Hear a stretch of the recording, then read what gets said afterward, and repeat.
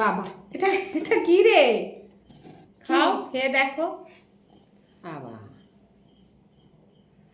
দেখি তো কি।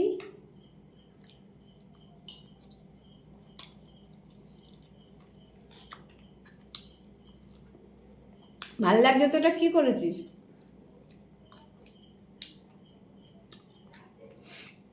এটা হচ্ছে মালাই পিঠে। মালাই পিঠে? বাহ, খুব সুন্দর কেমন তো। হয়েছে? খুব তো সুন্দর হয়েছে। তো বন্ধুরা, একদম এখন একটু হালকা ঠান্ডা ঠান্ডা পড়ছে, সবার নাক টাক টানছে, ঠান্ডা ঠান্ডা লাগছে। তো শীতকাল মানেই হচ্ছে পিঠে। তো তো সেই জন্যই আমি আজকে বাড়িতে এই সুন্দর রেসিপিটা বানিয়েছি। তো আমার এই রেসিপিটা কিভাবে বানিয়েছি সেটা দেখতে গেলে আমার ভিডিওটা কিন্তু অবশ্যই দেখতে হবে। তো চলো চটপট আমার ভিডিওটা দেখে নাও। দুধ মালাই পিঠে। তো এই দুধ মালাই পিঠেটা একদম ঘরোয়া পদ্ধতিতে বানিয়েছি।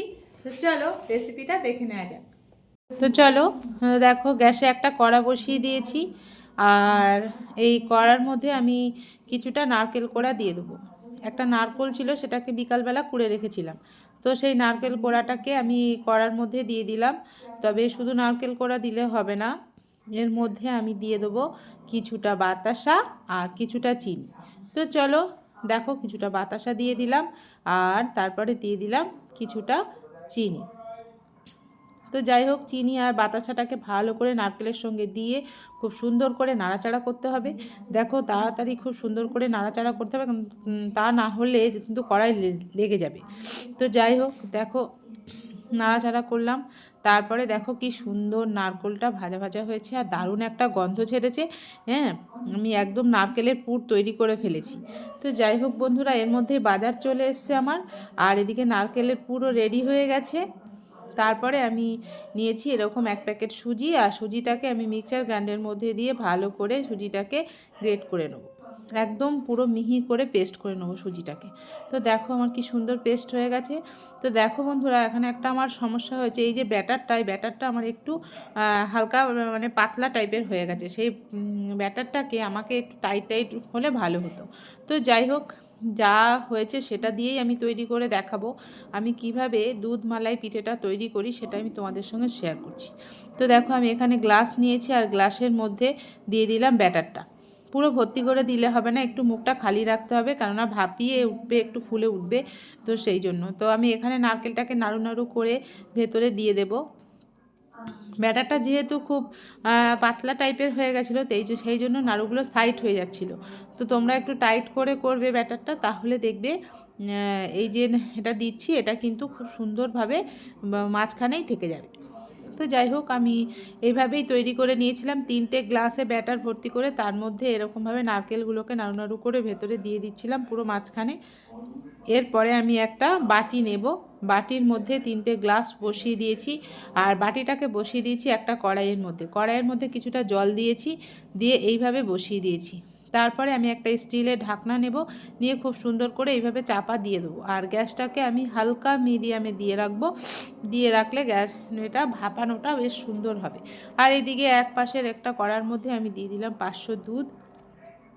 দুধটাকে আমি ভালো করে একটু জাল দিয়ে নেবো, কেননা দুধ মালাইয়ের মধ্যে দুধ না হলে তো হবেই।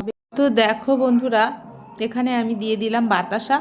দুধের মধ্যে বাতাসা দিলে কিন্তু বেশ কালারটাও সুন্দর আসে আর খেতেও খুব ভালো লাগে। তোমরা একদিন দুধের মধ্যে বাতাসা দিয়ে এভাবে রান্না করে দেখবে, দারুণ লাগে। দুধটা যে কোনো কিছু, দুধের পায়েস বলো যা বলো, দুধের মধ্যে বাতাসা দিলে ভালো লাগে। আর এদিকে দেখো আমার এগুলো একদম রেডি হয়ে গেছে, গ্লাস থেকে আমি বার করে ফেলেছি। তো বন্ধুরা, একটা গ্লাসে কিন্তু বার করতে গিয়ে ভেঙে গেছে বলে সেটা আমি তোমাদের দেখালাম না। তো দুটো আমার খুব সুন্দর মতনভাবে বেরিয়েছে, তো সেই জন্য আমি দেখো এখানে এগুলোকে আমি কি সুন্দর করে গোল গোল করে কেটে নিচ্ছি, আর যেন একদম কেকের মতন হয়েছে, দারুণ দেখতেও হয়েছে। তো যাই হোক, আমি সবগুলো এইভাবে সুন্দর করে কেটে নেব। তো বন্ধুরা, তোমরা যদি বাড়িতে এইভাবে বানিয়ে খাও তাহলে বুঝতে পারবে কতটা টেস্টি আর কতটা সুন্দর হয় খেতে। এই দুধ মালাই পিঠেটা শীতের সময় করে তোমরা একবারে অনেকটা করে অনেক দিন করে রেখে রেখে আস্তে আস্তে খেতে পারো। এটা কিন্তু নষ্টও হবে না আর খারাপও হবে না। তো যাই হোক, আমি দেখো এই পিসগুলো আমার সব রেডি হয়ে গেছে আর চলে আসবো রান্নাঘরে। তো রান্নাঘরে চলে এসেছি আর দুধটাও আমার খুব সুন্দর গাঢ় হয়ে গেছে, তবে এর মধ্যে আমি আরও একটু গুঁড়ো দুধ দিয়ে দিলাম 2 থেকে 3 চামচ, তো এটা টেস্টটা আরও একটু সুন্দর আসবে। তো আমি এখানে এলাচের গুঁড়োটা দেইনি, কেন আমার ঘরে এলাচটা ছিল না। তো বন্ধুরা একটু এলাচের গুঁড়ো দিলে এটা আরও সুন্দর লাগবে খেতে, টেস্টটাও ভালো লাগবে। তো যাই হোক দেখো আমার এটা রেডি হয়ে গেছে আর এর মধ্যে আমি এইবারে মালাই যে গোল গোল কেকের মতো পিঠেগুলো বানিয়েছিলাম সেগুলোকে আমি এর মধ্যে দিয়ে দেবো।